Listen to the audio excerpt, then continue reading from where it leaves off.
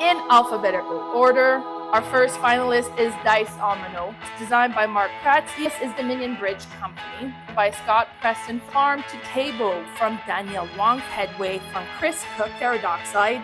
Fossil Hunting in Eastern Canada from Scott Preston and Katie McDonald.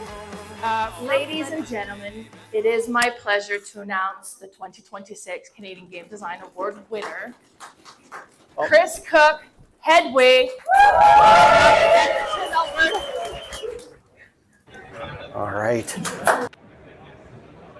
All right, everybody. That was the award ceremony for the Canadian Game Design Award, and I'm very honored to have the winner here, Chris Cooke. Chris, thank you for taking a few minutes to stop by, say hello to everybody. You've had a few minutes to kind of decompress, come up with some thoughts. What are you thinking? What's going through your head? Surreal, honestly. Like I have a lot of very kind and loving friends and people I know from this show and from other shows who have played the game and who have helped me work on the game and iterate on the game, yourself included. And as friends and loved ones often do, they say like, "Oh, of course you're going to win. You're going to win for sure, right?" And you hear that and you're like, "Oh, okay, yeah, I appreciate the support, but obviously that's not a sure thing. The other people's loved ones are telling them they're going to win too, right?" So you go into it sort of. It's very nice that they do that. But you go into it and you're nervous. Like I went into it and I was okay, and then I sat down and we were sitting there waiting for the first part of the auction to end, and my legs were going, and I was like, man, I'm way more nervous than I thought I would be. And then they said it, and I almost didn't believe it. I went up and did the whole thing, and I was like, wow, I didn't know. I didn't think it was going to happen, honestly. No, I mean, I'm really proud of the game, and I'm happy that people like it and appreciate it so much. In Headway, we're playing as skeletons that have fallen apart, and you'll see each skeleton has all these different loose bones in the form of clear plastic cards. And we're trying to put ourselves back together because we don't like that we've fallen apart. But the way that we're going to do that is by stealing the magical power of another skeleton by drinking their mojo, which is basically their soul in a delicious liquid form. And by drinking their mojo, we steal enough power to finally be upright and moving again.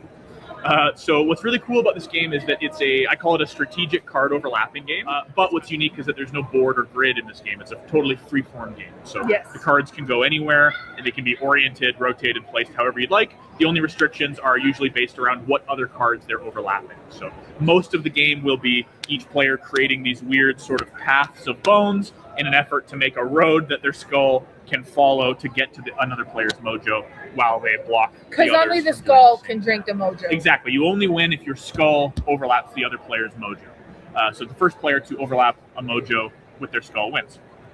So once everyone is set up like this, the game will proceed.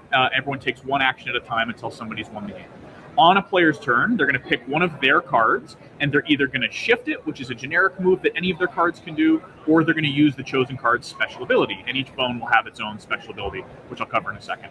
We'll go over the normal movement first, which is a shift. When you shift a bone, you're essentially moving it 1 to 2 cards along the path of bones that it's currently attached to. So, for example, if I wanted to shift my mojo from this current location, I could shift it up to the next card that it's overlapping, or one further. So that would be 1 or 2 away. And again, it's a free-form game, so you can place it however you want, as long as it's at least overlapping one of those cards that was in range. Any of those moves would be legal, if not the most strategically good.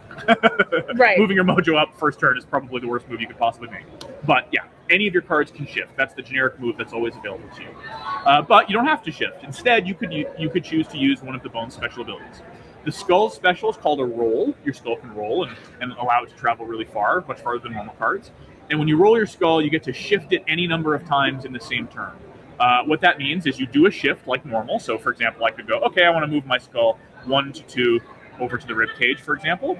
Then from that new position in the same turn, I could shift it again.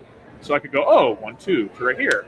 And then I can do it again, and again, and again, and again, and again, and again, as long as I want until I'm happy with where it's ended up, and as long as each move along the way was legal. Right. Moving on, the arm special is called a throw, which is exactly what it sounds like. Basically, you can move a card that one arm is overlapping any distance to get to the other arm, no matter where it is in the table. So I could say, okay, the leg's overlapping the arm. I'll use the arm special to throw this leg all the way over to this arm. And the fact that they weren't touching each other doesn't matter. The space in between is irrelevant. It's from one arm to the other. That's the arms.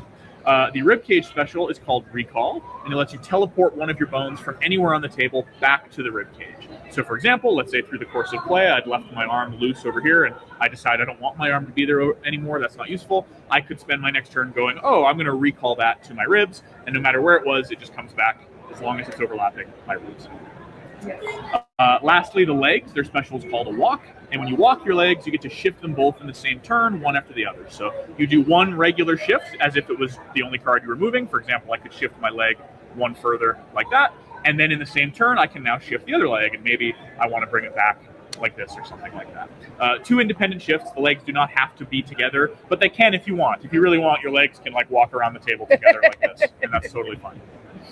That all making sense so far? Yes. Yep. Yes. Awesome. Another very important rule that's going to come up quite a bit is that when you're playing with other people, which you always are, you'll have opponents on the other side of the table, and their cards block your cards. That means you are not allowed to overlap an opponent's cards with your cards. For example, if the green player had their arms here and I, as the white skeleton, wanted to move my leg up, I could not place it overlapping those green arms. I'd have to place it in such a way where I'm near it but not overlapping. Right.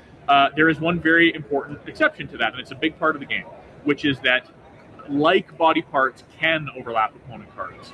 So basically, arms can overlap an opponent's arms.